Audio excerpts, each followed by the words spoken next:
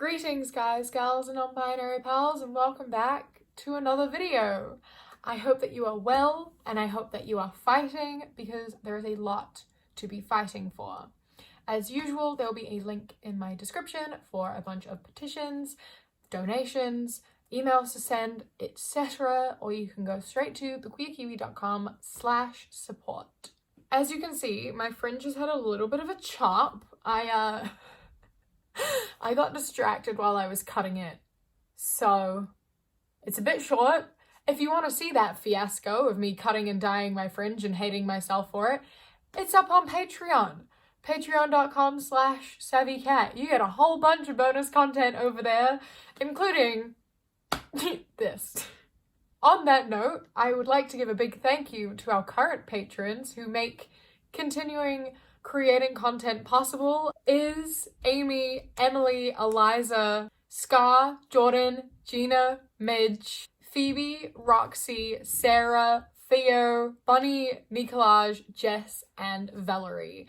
Thank you so much. If you want to join, you get a ton of bonus content, and that'll be linked below. So yes, thank you endlessly. Recently, I've been struggling a lot with mental health and identity and finding a sense of self and motivation and all of that stuff. So today I thought I would sit down and talk to you a bit about mental health. Specifically, something that I wish I'd have seen when I was really struggling, and that is reasons that I'm glad I stayed alive, and hopefully inspire you to find your own reasons for you and not for anyone else. Because although that can be helpful, because it's hard to focus on yourself because you don't like yourself, it is important to recognize those things and that you can build a relationship with yourself. A little bit of backstory to that is that I was severely depressed in high school. I was going through a lot.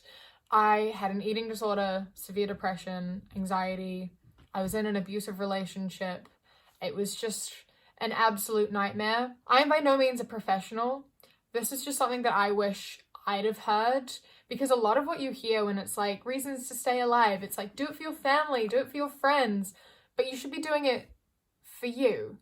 And I want to share with you the reasons myself personally. I'm glad and so thankful that I kept going even when I didn't want to. And I really hope that this is able to validate someone, and I really hope this helps you in any way. I was really lucky and I went into therapy when I was 14. And here I did a program called DBT, which stands for Dialectical Behavioral Therapy. And it's for people who are at risk of developing borderline personality disorder, which I have. And it provides you with a ton of tools and skills, and it does a lot of mindfulness and just being in the now, how to handle intense levels of emotion. And I did two different types of this. I did the standard DBT, and then I did an eating disorder specific type of DBT.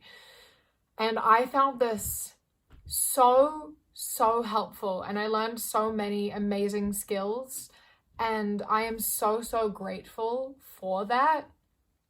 A lot of the things that helped me the most were ride the wave and understand that emotions are important. You have to let yourself feel. I like to use this analogy of your emotions are water. And when you push them away, you're like building a dam. You've built a dam there, and the water, the emotions are building up behind this dam. And then the water pressure gets so high that the dam starts cracking. And then it just cracks and it collapses, and all your emotions come and hit you, and it is just overwhelming, and you lose functionality, and it's just horrific. Those moments are the worst, and they can last days. They can last weeks. It's awful. And that's when you've burnt yourself out, you're overwhelmed, you can't explain how you feel. It's just everything at once. And one of the things we learned in DBT is ride the wave. When you have an emotion and a response to an event that happened, instead of shoving it to the back of your brain, feel it. Let yourself feel it, because it is there for a reason. It is your body's response to something. Everyone experiences things differently. Everyone has different reactions to different things, and some things are going to bring up emotions in you that it won't for someone else, but that doesn't make it any less valid. Allow yourself to feel that. And if you don't have time, like you literally can't do that right now because you're in class or you're at work, put it to the back of your mind. But say I'm going to come back to this later and schedule in worry time. My therapist made me do like half an hour of worry time every day. So over the day, if I had like overwhelming thoughts or emotions that came up, then I didn't have time or the capacity to deal with them. Every night at like 8 p.m, I'd have an alarm go off, and then you sit down and you work through the emotions that you felt that day. And labeling your emotions is so important. If you're able to label them, you're able to identify what caused them, and it can help validate you. Instead of just saying, I'm overwhelmed, you don't understand your emotions. They're everywhere and you can't figure out why they're there and how to overcome it. So if you label your emotions, you can figure out where they came from, and you can work on a way to counter them and how to deal with them better next time. And as I learned to navigate through that, and I learned more coping mechanisms, and I learned more skills and how to navigate my emotions, I developed a deeper connection and understanding of myself. Because when you're in those really awful places of depression or BPD or OCD or an eating disorder or any of that, you lose your sense of self, and it's really easy to have the dominant part of you be your mental illness, and you don't even notice. You lose yourself in that, and you lose a relationship and a connection with yourself. You forget that you even really have that. And by learning these skills, you're taking back control. You are learning more about yourself, and you are finding your voice and figuring yourself out, and you don't even really realize that that's what's happening. And as time goes on, you get more and more good days. There will always be bad days, but learning that that's okay is so validating and so important. Recovery isn't a straight line. Life isn't a straight line. It's going to be like this, especially if you have emotional dysregulation like I do. You just have to remind yourself that there will always be bad days, but there will always be good days. And those good days become more frequent. I now have more good days than I do bad days. And on those bad days, it can be really hard to remember that there are good days. But you have to remind yourself. You have to remind yourself this is temporary, and let yourself feel that emotion so that you don't constantly feel it and you're trying to ignore it, because it's going to be gnawing at the back of your mind and it's always going to be there. So you have to let yourself feel it and experience that. As I said, I developed a relationship with myself that I didn't have before. I didn't know that I could be my own friend, and this is something that I still struggle with a lot. But I have more confidence now than I've ever had. I understand what my voice is compared to the voices of my disorders most of the time. Like I said, I'm still working on it. I still have bad days, and I'm always going to, and that's okay. But I learned how to prioritize myself, which seems impossible, and it seems selfish, and it isn't. I think I've mentioned it before in a video, the difference between selfishness and just important, healthy living. Being selfish is putting your wants ahead of someone else's needs. Being a normal, functioning, healthy human being is putting your needs ahead of someone else's wants. And you need to take care of yourself. That is a 100% necessity. And if you aren't taking care of yourself because you feel like you have to be someone that you're not, why do you have to be that person that you're not? Because someone else wants you to be? You need to be healthy. That is the most important thing. And making yourself a priority is not selfish, and it's never selfish. And learning that and reminding yourself of that is so important, and it is so necessary. Another thing that I learned is that nothing is permanent. To quote one of my favorite songs, everything is temporary, even the sorrow that we carry. The bad things in your life are temporary, but you are permanent. And I say that all the time, and I'm going to keep saying it until you believe me and you listen to me. You are permanent. You don't owe anyone shit. And learning that is so helpful. More tangible reasons I'm glad I stayed alive are literally making my dreams come true. I decided when I was 9 that I wanted to move to London. And I'm here. Like, I am in London right now.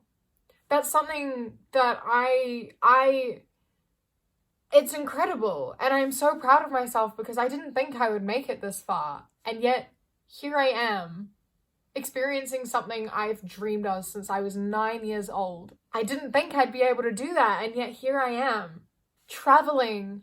I've always wanted to travel, and I've traveled so much now, and I've had so many incredible experiences. I've experienced culture, I've met some incredible people, I've done so many amazing things, and I am so, so grateful for those, and I've had so many amazing, amazing days. There are so many days I could say that was the best day of my life. I've gotten to see other people grow. I've gotten to see my friends achieve so many things, and I get to share that with them. I've achieved so many amazing things, and I've had people to share that with. I am so proud of myself, and I tell myself that all the time. If you get through a bad day, tell yourself you're proud of yourself. Give yourself a reward because you fucking deserve it. It is so important to recognize those days and recognize everything that you have gotten through. Another thing is that I am able to use the experiences that I went through to help other people. And I've always said that if I'm able to use my pain and my experience to make sure others don't have to go through the same thing, then it was all worth it. Then it was all worth it. And not everyone has that same sort of mentality, and that is totally okay. You do not owe your story to anyone. You do not owe anything to anyone other than to yourself. That's just something that helped me. But when I was in the thick of it, that wasn't a helpful mindset because I was more focused on helping others than myself, and I was giving advice that I couldn't take. However, now that I have overcome a majority of what I've been through, I'm through the absolute worst of it, and I have a relationship with myself, and I found my own voice. I'm able to speak about what I've been through and give honest advice that has worked for me and got me to the place where I am now. So please, if you're struggling, don't put pressure on yourself to help other people, because often you will end up triggering yourself unintentionally, but you will end up triggering yourself, and it is not worth it. But that's a reason that I'm so glad I got through it, because I can show you that it's possible to get through it. I can show you what it looks like on the other side. And I can share with you what I've learned and the skills that I've learned in therapy, because so many people aren't privileged enough to receive help. Isn't that actually terrible? That it's a privilege to receive help for your mental health? Something that kills so many people, something that harms so many people, and it's a privilege to get help. So I'm here, and I want to use my experiences and the skills that I've learned in therapy to hopefully help you. And again, I'm not a therapist. I've learned a lot of stuff, and I'd like to share it with you because I think it's helpful. And it's not going to work for everyone, but it works for some people. I have experienced so many things that wouldn't have been possible if I'd have stopped living. I fought really hard. You know, it's a physical fight. It is draining. It is really, really hard. But I am so, so glad. I have experienced so many incredible things. I have discovered parts of myself that I didn't know existed. I literally found my color. I got that tattooed on me, actually. I've achieved things I didn't think I would ever achieve. I have more motivation and work ethic now than I've ever had in my entire life, and I'm so proud of myself, and I need to remind myself that I'm proud of myself, and you need to remind yourself to be proud of yourself too. Stay not just for the people that love you, but for the experiences that you can have. Stay because there are good days, and one day they will outnumber the bad days. You just have to work at it. Stay, because one day you can leave behind the toxic people in your life. Stay for the parts of yourself that you have lost, that you can rediscover. For the memories that you can make. Stay, because look how far you've come so far. You have overcome every single day that you didn't want to be here. Today is your consecutive most number of days lived. And that's impressive. That's amazing. And I'm so proud of you for that. Stay for the love that you can give yourself. I hope you know that I love you. And there are so many people out there who love you. And I want you to stay alive. But you need to want you to stay alive. Don't do it for me. Don't do it for your family. Do it for you and all the dreams that you can accomplish. I know it feels like you're not moving anywhere right now. And I know it feels hopeless and that you're stuck. And I promise you that isn't forever. I hope that you feel a bit more validated. I hope that you know that you aren't alone and that I believe in you and you need to believe in you too. Enjoy the rest of your day, your night, your week. I will see you in a few days. Stay strong, stay safe, keep fighting. I love you. Mwah. And when you close your eyes, you replay